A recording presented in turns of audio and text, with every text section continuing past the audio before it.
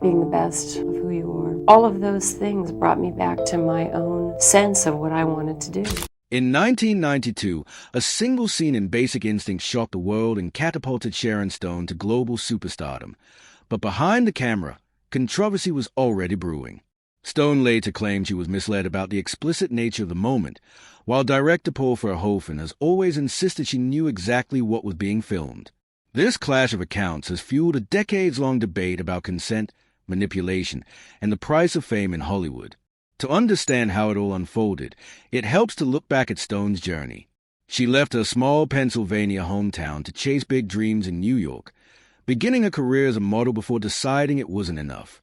Determined to act, she stood in line for a chance to appear as an extra in Woody Allen's Stardust Memories, a small role that marked the start of a fast-moving career filled with TV appearances on shows like Magnum P.I. and T.J. Hooker, followed by action films such as King Solomon's Mines in 1985.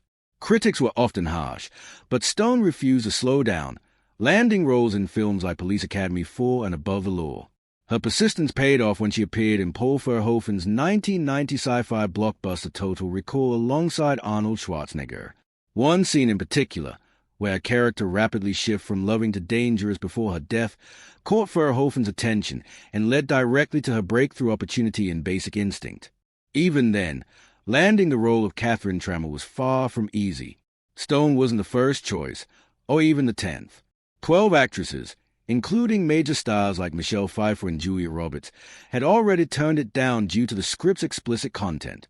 As a 13th choice, Stone endured an exhausting 8.5-month audition process, fighting relentlessly for the role. When she finally secured the part, even her co-star Michael Douglas had doubts about working with someone relatively unknown. Ironically, Stone's lack of fame became her greatest asset.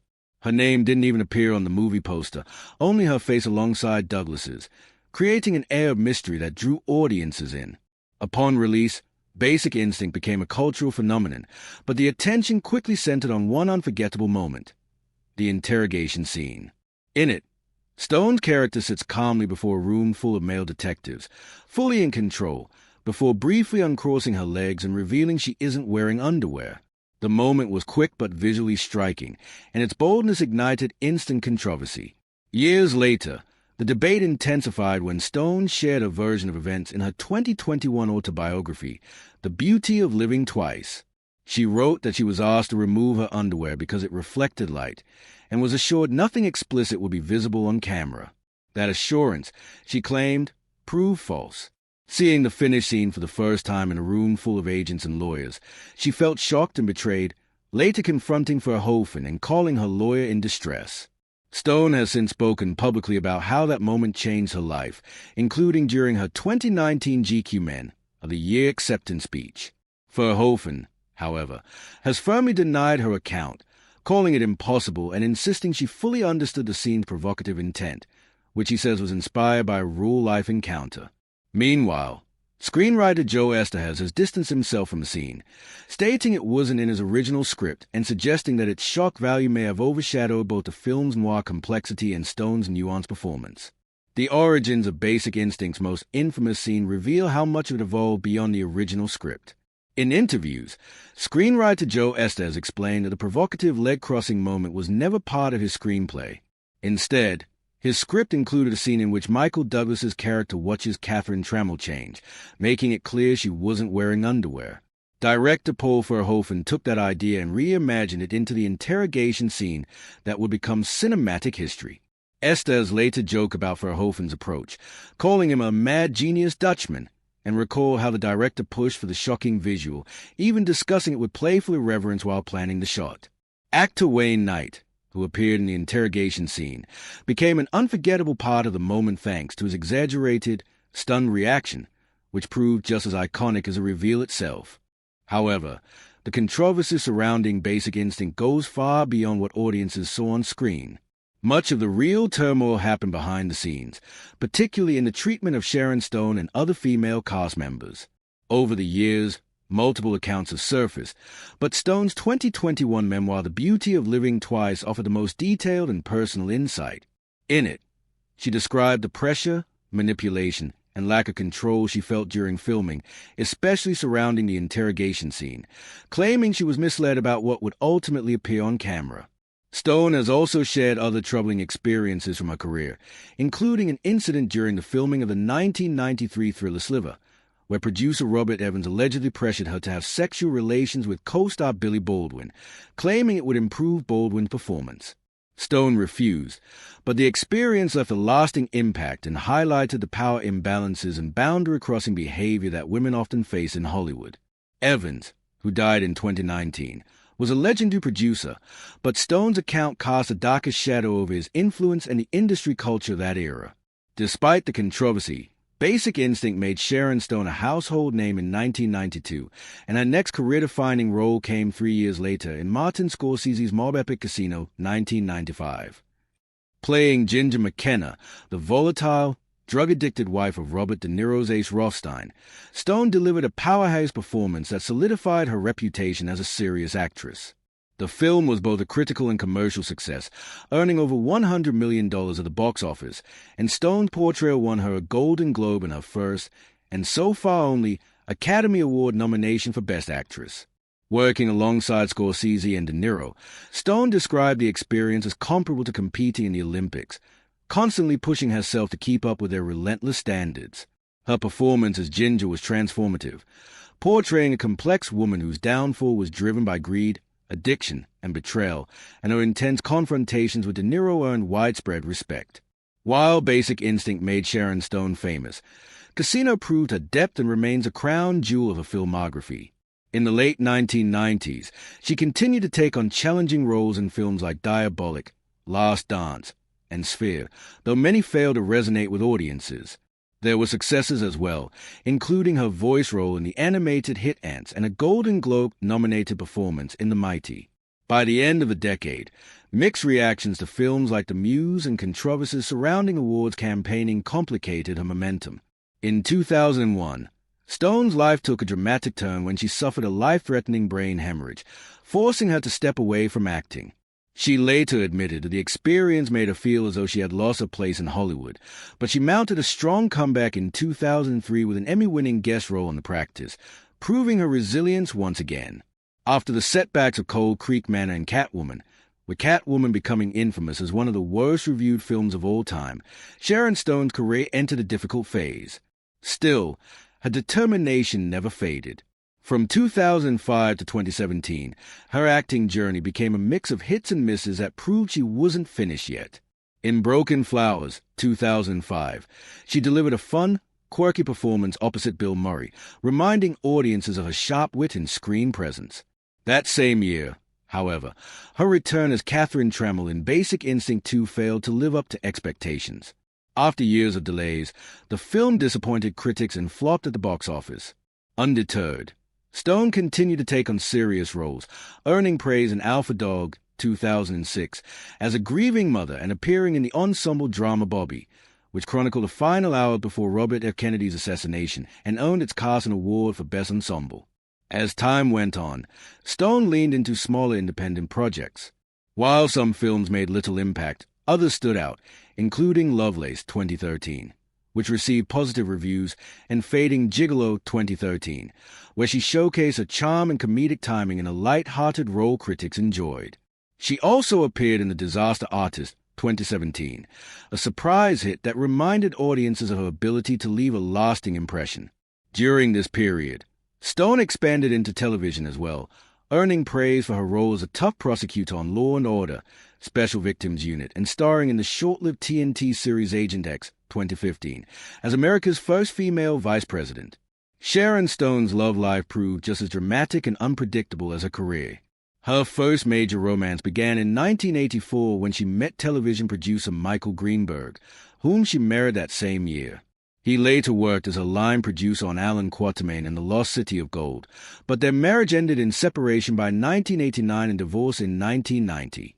In the early 1990s, Stone dated comedian Gary Shandling, a fellow acting student under Coach Roy London. Though their romance was brief, their friendship endured, with Stone even appearing on The Larry Sanders Show. They remained close until Shandling's death in 2016. In 1993, Stone became engaged to producer William J. MacDonald after meeting him on the set of Sliver, but the relationship ended just a year later, famously when Stone returned the engagement ring via FedEx. Another whirlwind engagement followed in 1994 with Bob Wagner, the first assistant director on The Quick and the Dead, but that relationship also ended before marriage. Stone's most high-profile marriage began on Valentine's Day in 1998, when she wed journalist Phil Bronstein. While the couple appeared glamorous and strong, Stone endured immense personal hardship, suffering multiple miscarriages due to autoimmune disease and endometriosis. In 2000, they adopted a son, Rowan Joseph Bronstein, and Stone embraced motherhood wholeheartedly. However, their marriage unraveled, and in 2003 Bronstein filed for divorce. The most painful moment came when a judge ruled that Rowan would primarily live with his father, leaving Stone with visitation rights. Despite the heartbreak, Stone remained resilient and committed to being a mother. Determined to grow a family, Stone adopted her second son, Laird Vaughn, in 2005, followed by her third son, Quinn Kelly Stone, in 2006. She built a loving home for her 3 boys in West Hollywood, in a house once owned by legendary actor Montgomery Clift. By 2018, Stone had fully embraced life as a single mother, finding purpose and joy in raising her children. While her marriages may not have lasted, motherhood became the defining and most fulfilling chapter of her life. Beyond her personal world, Stone also channeled her passion into humanitarian work. In January 2005, during the World Economic Forum in Davos, Switzerland, she was moved by Tanzanian President Benjamin Mkpa's comments on the devastating effects of malaria. In a powerful, spontaneous moment, Stone turned the discussion into an impromptu fundraiser, urging attendees to pledge $1 million for mosquito nets, demonstrating that her influence extended far beyond Hollywood.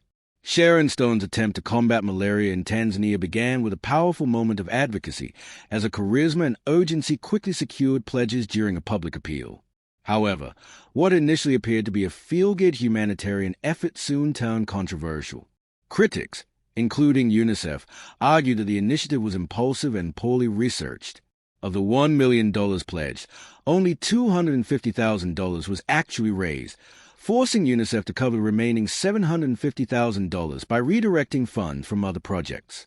Although the mosquito nets were intended to protect Tanzanians from malaria, reports later suggested many were never distributed as planned. Some allegedly disappeared from local airports and even resurfaced on the black market, with claims that they were repurposed into wedding dresses, raising serious concerns about oversight and execution. Stone found herself at the center of another major controversy in 2008 during the Cannes Film Festival, when her words sparked international outrage. Speaking to Hong Kong's cable entertainment news on the red carpet, she was asked about the devastating Sichuan earthquake in China, which had killed thousands. In a candid but widely criticized response, Stone referenced China's treatment of Tibet and her friendship with the Dalai Lama, then linked the disaster to karma, suggesting that when you're not nice, bad things happen to you. The implication that the earthquake was a form of cosmic retribution was seen as deeply insensitive, particularly during a period of national mourning. The backlash was swift and severe. China's Cineplex chain announced it would no longer screen her films. Dior pulled advertisements featuring Stone across China, and she was dropped as a guest from the 2008 Shanghai International Film Festival, with organizers even considering a permanent ban. Initially, Dior China issued an apology in Stone's name, but she later denied authorizing it in an interview with the New York Times, stating she would not apologize for something she claimed was misrepresented. She did, however, acknowledge the clumsiness of her remarks, admitting that she sounded like an idiot. Shortly afterward, Stone released a personal statement titled In My Own Words, where her tone shifted significantly. She expressed deep regret, clarifying that her comments were unintentional and never meant to hurt anyone. While the apology came after considerable backlash, it signaled genuine remorse. Despite these controversies, Stone continued to use her platform for humanitarian causes. In 2006, she stepped into the realm of global diplomacy by traveling to Israel, where she joined Nobel Peace Prize laureate Shimon Peres at a press conference promoting peace in the Middle East. Years later, in 2013, she referred to Peres as a mentor, underscoring his lasting influence on her humanitarian work. That same year, she received the Peace Summit Award for her efforts supporting people living with HIV and AIDS, further cementing her reputation as more than a Hollywood star. In 2015, her philanthropic spirit took center stage again in Milan, where she was honored with a Pilosio Building Peace Award. Rather than simply accepting the honor, Stone turned the event into an impromptu fundraiser, captivating a room full of CEOs and dignitaries and securing enough pledges to fund the construction of 28 schools in Africa. From promoting peace in the Middle East to improving education across Africa, Sharon Stone has repeatedly demonstrated that her influence extends far beyond the screen, showing how compassion and decisive action can create meaningful change, even in unexpected moments.